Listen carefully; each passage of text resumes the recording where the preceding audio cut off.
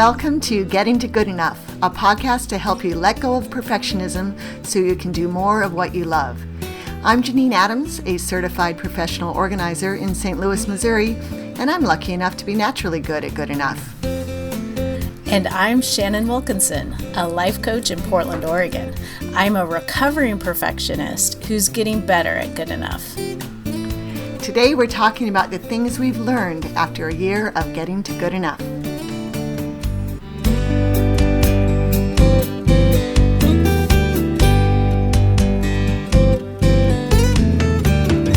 Hey Shannon. Hey Janine. I'm totally upside down. I know. We thought we was like doing a fun thing for the audience, and it just like totally tricked us. Yeah, I'm completely flummoxed. But anyway, if it's the first time you've ever listened to this podcast, usually Shannon does the part that I did, and vice versa. That was just silly. Well, we wanted to do something different to celebrate our 52nd episode. Yay! We've been doing this for a year, sort of. That's amazing. Yeah. 52 episodes. I know. Well, you say sort of because we had a little bit of difficulty deciding what really counted as our year anniversary. Right. And this is what we decided. Yeah, because when we went live the first time, we had 3 episodes ready to go. Right, and that was on on June 15th. June 15th, right. Yeah. Right. Oh, so, gosh. Okay. Yeah. And so we're a couple of weeks ahead of the date anniversary, but we figured our 52nd episode was a year. Yes, it felt worth celebrating. So, yay! Yeah, yes. So today we thought we'd talk about what the year of good enough has been like, right? Yeah. Although I sort of feel like my role as playing you, I should talk about the weather first. Hey, yeah, go ahead. It's supposed to be 81 degrees today. Oh my goodness. Wow, it's warmer in Portland than in St. Louis. That's nice. Yeah, it's beautiful. It's like beautiful spring weather. I rode my bike in my Birkenstocks today. That doesn't sound safe. It's fine. Okay. The point, I guess, is that you wore Birkenstocks today. Yeah. Right? Like yeah. My feet are basically naked. That's the point. That's excellent. Enjoy. Yeah. So now that we talked about the weather, we can move along. Right. I like it better when you start the podcast. Now I just going on record as saying that. Okay, well, this is the only time we'll do this, unless we record on April Fools or something. Or maybe episode 104. Yeah. Yeah. So here, you take it away now, Shannon. All right. So we wanted to talk about everything we've learned. Well, probably not everything. We don't have that much time. But some of the things that we've learned from a year of recording the podcast and really sort of living the good enough mentality. Yeah, it's amazing to me what an impact, just sort of personally, living and breathing the concept of good enough has on me. Like my ears perk up whenever I hear the word perfect, for example, or whenever it comes out of my mouth, I quickly rephrase, and I'm always looking for opportunities to suggest that good enough is better. Or yes. Well, and it's funny because now, like, whenever I say good enough, it seems like a thing, not just like 2 words that you put together. That's funny. Yeah, but I did notice that, like, I cut myself way more slack than I used to. on being okay with good enough, and that and sometimes I might just do it just because of the podcast, like, so I can share that I did it.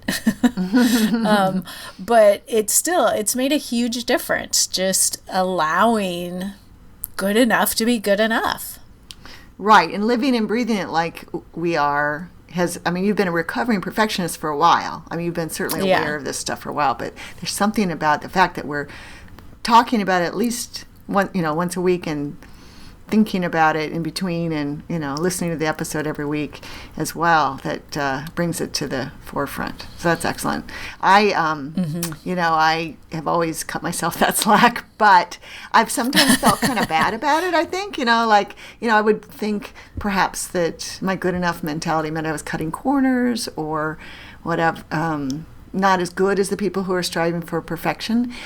But I think living and breathing this year has really helped make a shift for me, and sort of more mindfully good enough. And I'm also sort of more proud of it and cutting myself slack. So it's a good thing. That's great. Yeah. That makes a huge difference. Mm-hmm. Yeah, being kind to ourselves is so important. Yeah. Yeah. And I've noticed that I've been much more willing to sort of experiment or do things as an experiment or a practice, to think about them in those terms, as opposed to feeling like I need to get it right or I need to figure it out first before I try it. And I just noticed that in the last week, when I set up a reading log for myself using Trello, and I've been wanting to do a reading log for a long time, and I haven't done it because I couldn't figure out the right way to do it, or what was most important, or whatever. And I found a sort of a template for one, and then I made a few adjustments to it, and now I have a reading log that I really like. Oh, that's terrific. Yay. And is it perfect? No, but it's definitely good enough. Yeah, exactly. Oh, that's great. I mean, the main thing I wanted to do was track the books that I read for the year, and then I also wanted to sort of track what books I have available to read. Since I read on a Kindle, it's easy for them to get sort of hidden and not remember what I have, or like I'll have books on hold with the library, Kindle books, and they'll all come in, and all of a sudden I'll have all these books that are I have to read in the next 3 weeks. And so, I would rather focus on reading those books before they get turned in than books that I own. So this allows me to track those things, and then track what I'm currently reading, and then what I have finished reading. And it's super exciting because I've found out that I've already read, well, now I can't remember, 15 books, 16 books this year. In 2019? Oh, that's terrific. Yeah. Well, that's great. Yeah, and you sent me your Trello, a screenshot of your board, and I have a simple spreadsheet with my, my books that I read every year. When I finish a book, I add it to the spreadsheet. Yeah. And that's great. It works out fine. What I like about it is I have a column for how many pages the book was, so I get I have a total. I read 30,000 pages this year or whatever.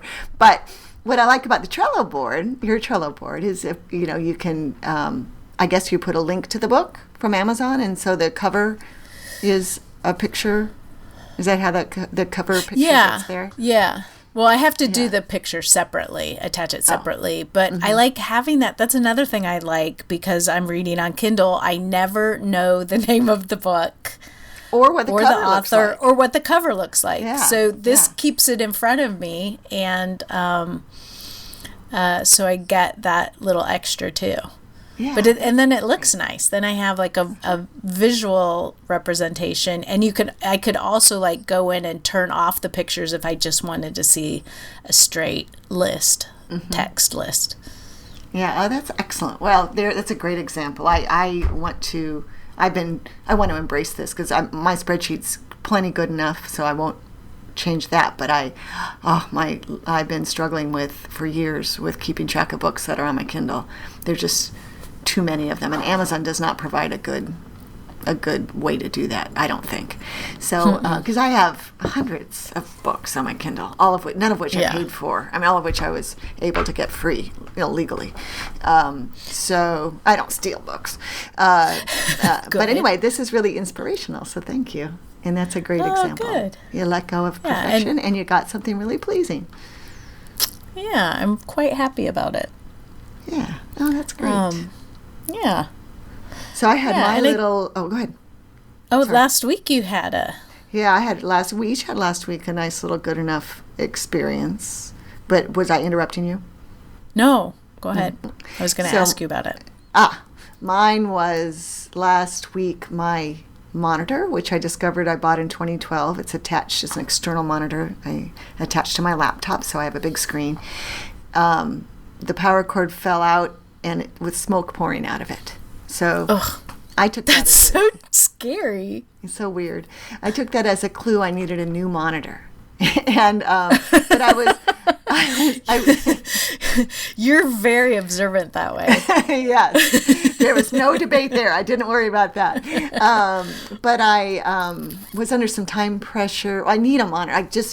I feel very constrained if I'm only using my laptop. So I was anxious to replace it quickly. And I went on Amazon. I looked at Amazon and thought, gee, how am I going to figure out what monitor to get without spending a ton of time on it? And in fact, I blogged about this very thing in 2012 when I bought my monitor and didn't over-research it. So I just went to the New York Times Wirecutter, which had a article about best external monitors, and it says at the top unequivocally, this is the best monitor for these circumstances. For if you have a new a new computer with USB-C connectivity, this is the monitor you should get. Now, if it's more expensive or then here's a few other choices. So it was expensive. It was a lot more. It was like more than twice as expensive as the 2012 version, which lasted 7 years. But I looked at the less expensive one, and then I went back to the original article, read what I could get out of going ahead and investing in a monitor that, and then I just bought it. I felt okay about it. I spent the money. Now I can charge and connect my computer. Well, I'll just say this. The monitor serves as a hub. So it's got, I can connect USB-C to it in and out, and I can also connect regular USB. And so I can charge my computer and with the cord that plugs into the monitor. Oh my gosh, that's amazing. Yeah. So you could also use it like if you had a wired keyboard or a wired mouse or whatever. Or my external hard drive is plugged into my monitor now. So then when you just have one thing that you connect and your computer's connected. Yep. Your laptop's connected. That's fantastic. Yeah. Which before I had a hub, so I just had two things. Yeah.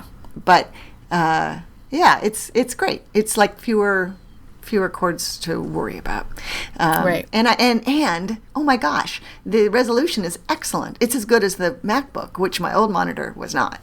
So it feels really nice. So I was really happy that I didn't overthink it and I didn't agonize, and I just went ahead and made the recommendation, figuring I would be using it for a long time, so I might as well start with a really good one. And I'm really happy about it. Oh, that's great. Yeah. Yay. Congratulations. Thank you. I appreciate that. Oh, and I'm having people over to my house for dinner tonight, and I'm totally taking a good enough approach to it. Because Barry's out of town, so I'm cooking. So, that's unusual. And I know I ran the vacuum, but I'm not even stressing about like trying to make it perfect. And they're organizers. I used to freak out with organizers coming, but these are also friends who work with me all the time, so they do not expect perfection. So so that's a nice thing. That feels very freeing. Like they're coming over really soon, right from now. In fact, one of them emailed and said, "Do you want me to come early to help you get ready?" I'm like, There's no getting No. ready. No, yeah. I said, I can't get there early. I said, so no. But there's no getting ready. So, it's just like, it just is what it Right. is. Which is perfectly that's good enough. great. Yeah, that's a big shift. That's huge. That's awesome. Thank you. That's very good.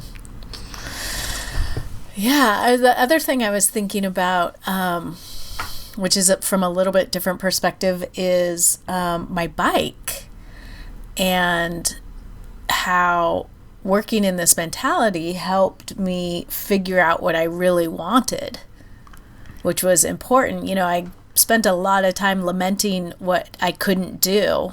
Mm-hmm. And then when I got at really what I wanted, which, as silly as it sounds, I wanted the wind in my hair. I wanted mobility that was faster than walking. Mm-hmm. And since I couldn't run and I can't ride my other bike, and this just fit the bill once I realized like what it was I was really after, and that right. I could meet that in a different way. And you identify what was important, right? Yes. Yeah. Yeah, yep. That's wonderful. And then it was a fairly easy decision with no angst, with little angst. Right. Well, it's funny because I had this one particular bike in mind, and then I found out that they had been acquired and they were getting discontinued. And so that made it easy. It was like, I'm not going to buy a bike that is being discontinued with a motor on it. So that, that is unique. It's not like it's a universal motor or anything. So, you would end up in a couple years with a really heavy bike with, that's hard to move around. The opposite of what you wanted. Yeah. So, so then I knew that I wanted the bike to look a particular way, and I started doing a little Googling, found a couple of bikes that looked that way, read a couple of things, and then found the one that I really liked and went and looked at it and rode it. And it was really funny. We're standing there and I know this is the bike that I want, but I feel like I should do more. Like I should at least ride another bike. Mm-hmm. And I almost didn't get it because I felt like I should. And then I was like, it doesn't matter. This is the bike I want. Like right. It meets all my objectives. This is definitely good enough. And and it sounds like it's better than I don't need to. Yeah. So, but it was really funny. Like I felt like there was a right way to do it, and that involved, going at least one other place. Right. Yeah. But that's my husband, Barry. He's exactly like that. In fact, it just reminded me that I bought the first wedding dress I tried on, which was it wasn't actually a wedding. It wasn't in the bridal department. It was a fancy. It was a dress. Anyway, I came home. I said, "Hey, I bought a wedding dress," and he was so mad. He was like, "Well, wait, you bought the first one? Yeah, I like it. It fits. Well, I had to have it altered, but and it was on sale." Yeah. And he was like, it really annoyed him. So he likes to agonize, I guess, or he would. That thing where you have to go to another he likes place. to like, yeah. Well, good for you, Shannon. That's great. I can't wait to see your bike. Yeah. Which you will get to see very soon. Yes. Yay. So we were going to talk maybe a little bit about how we've embraced good enough with regard to being podcasters, right? Yes. Because there's nothing more liberating than having a podcast called Getting to Good Enough, if you ask me. I know. And I've told so many people have asked, for any advice that I have to offer about starting a podcast. And I said, well, I recommend, doing a podcast about good enough and not being perfect. And, that's like the easiest way to do it. That's right. Right. And really, everyone can embrace good enough in their podcast and make it easier. But when it's the purpose of the podcast, that definitely helps. Yeah. How many times did we say, well, that's good enough along the course of getting those first episodes recorded? Well, and what was it? Episode 3 or something? It was one of the earliest ones where the lawnmower showed up at your house. Yeah, I don't know how early, which episode it was, but yeah, but I just got a text from my lawnmower saying he's on his way over. Oh, jeez. I'm afraid we're gonna relive that. He was working. He was coming to us next after the wherever he is. So I don't know how long it will take. But yeah, that was good enough. Everyone could hear, I think. Yeah. Even though there was a lawnmower. Right. But now, like, people have referred to it as the lawn mowing episode. Yeah, it's true. Right? You know, I mean, like, it becomes sort of a fun thing in and of itself. Like, just because we were willing to let it be good enough. That's right. Imagine if we had, what would we have had to do? Like, re-record? Like, that's not going to happen. Yeah. Right. Right. Yeah. Well, and that, you know, we've definitely embraced good enough with the whole process. I'm surprised that people are surprised to find out that this is not at all scripted. It's not edited down from a longer conversation. It's not rehearsed. We do very little prep. I don't know. Maybe people really do know that that's true. Yeah, I'm guessing that's not a surprise. But yeah, it's the opposite of rehearsed. I mean, I guess it is improvised in that when we started, we had a little bit of a outline that we would try to fill in before each episode, and that went by the wayside. So we have a topic. That's all we have, right? Right. We have a topic, and, you know, we may jot down a note or two about something from our experience or client experience or something that we want to make sure that we talk about. And we might chat for a few minutes before we start recording, but that's pretty much it. Yeah, I think that the little chat we do is usually really helpful, and it usually ends with, wait, we need to be recording this, because the chat, it was what... Yeah, so then that's when we started up again. But it does make for a really fun podcasting experience. I hope, and I'm hopeful that it's also a fun listening experience. But from my perspective, it means that we have a good time. Obviously, we're not forcing the laughter, right? Right. That would be so weird. No, it's all natural. It's all natural. That's funny. Yeah, and we're definitely not pretending that we can't remember words. And you mean? Oh, I see what you're saying. Yeah, that's not fake. Yeah. We can't remember words. We can't remember words. Yeah. Right. Yeah. And we're also not covering up the fact that we can't remember words. Right. Yeah. But it really has made it so enjoyable, and like, I can't believe this is our 52nd episode. Right. We talk almost every week, which is actually one of the reasons I think we decided to do it, because we used to talk every week when we had an accountability thing going on, and then that sort of drifted away, and it's like, well, I want to talk to you every week, sure. And we talk every week, yet it never feels like work. And even, you know, our division of labor with the post-production, shall we say, is means that it's not too much work for either of us during the week. Right. And somehow we managed to divide things up where neither of us feels like it's onerous. And I think we both feel like, I'm so glad I'm not doing what the other person is doing. It's true.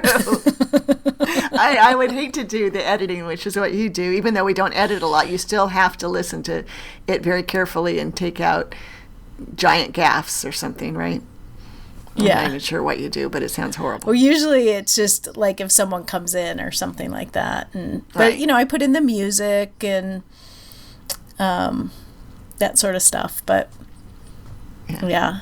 And I sort of feel like I should know more about how the episode gets posted, but I have no idea how that happens. It's just, you just do some magic and then it's there.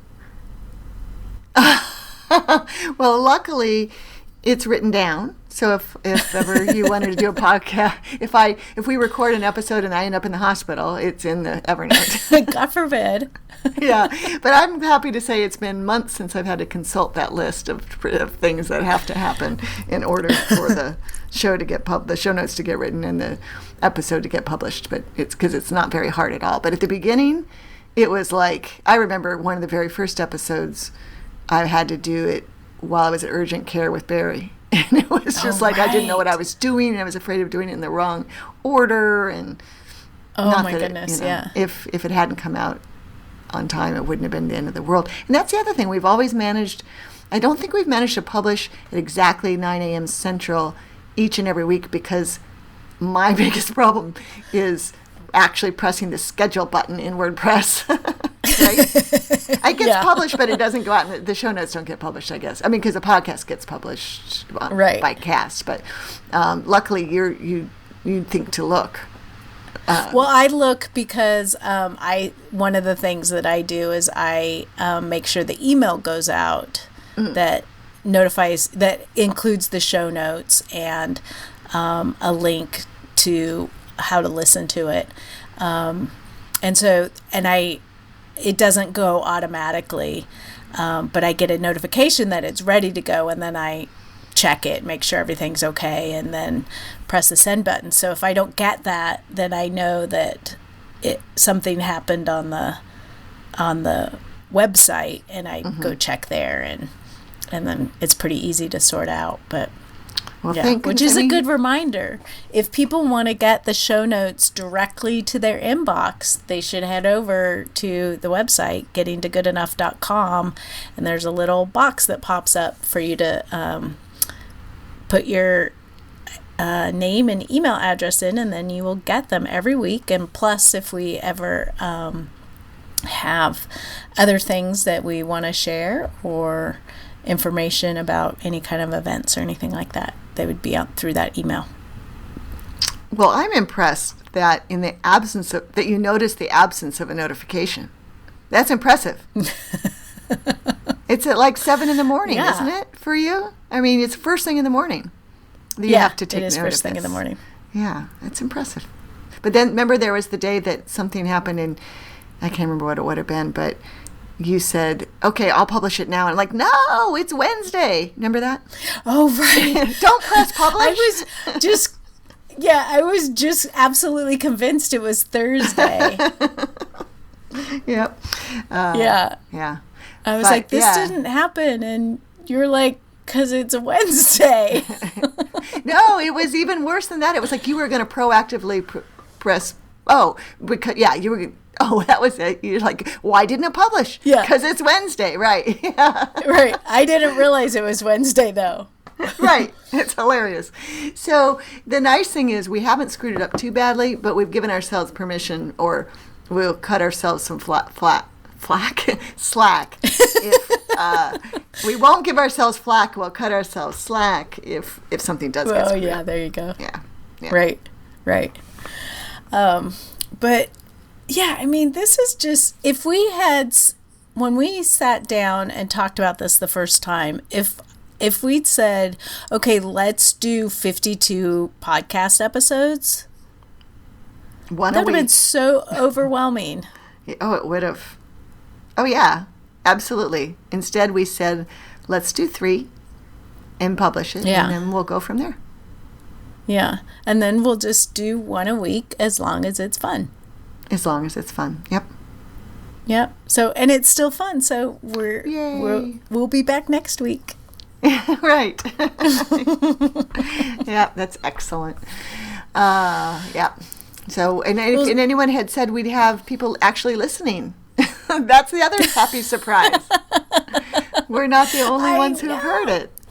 Yeah. And to have listeners in all of the places where we have listeners. Yeah, I know. That's wonderful. It's amazing to me. Yeah. It's so much fun to look at our stats every week and see where people are listening to us. It's almost, I mean, we never would have imagined it a year ago. Oh, yeah. Never. Yeah. Yay. Yeah. So, I mean, we're here mostly because we're having fun with this, but it really helps that people are listening and getting something out of it. That's the other thing that makes it so amazing, is to hear from listeners and with questions and feedback, and when they've tried something and how well it worked for them. It's so wonderful. Yeah, it really is. So thank you for coming up with the idea, Shannon. And thank you for choosing me to co-host with you. Well, it was an easy choice for me. And so I'm grateful to you for saying yes, because it was sort of a crazy idea. Right, yeah. And I'm not one who jumps into like extra things on my list. I'm in the just say no mode of life. But I'm really glad I said yes to this. Yeah, yay. Yay. Yay us. And yeah, so I'm looking forward to, I feel like I've grown so much and that my life has become so much better spending a year in the realm of good enough. And I'm looking forward to what's going to happen in the next year. Yeah, good. Good. And I hope that listeners, if they have experienced benefits of living in the good enough, just let us know. I'd love to hear about it. We'd love to hear about it. Yes, we definitely would. And there are many ways you can let us know. You can leave us a voicemail at 413-424-GTGE. That's 4843. You can head over to our website at gettingtogoodenough.com, where you can leave a comment on the show notes for today's episode 52. You can also click through on any of the links to our social media and chat with us on Facebook, on Instagram, or on Twitter. Either way, any way you get to us, we want to hear from you. So for now, thanks for listening. We're looking forward to the next year. This is Shannon Wilkinson in Portland, Oregon. And Janine Adams in St. Louis, Missouri. And we hope that good enough is getting easier for you.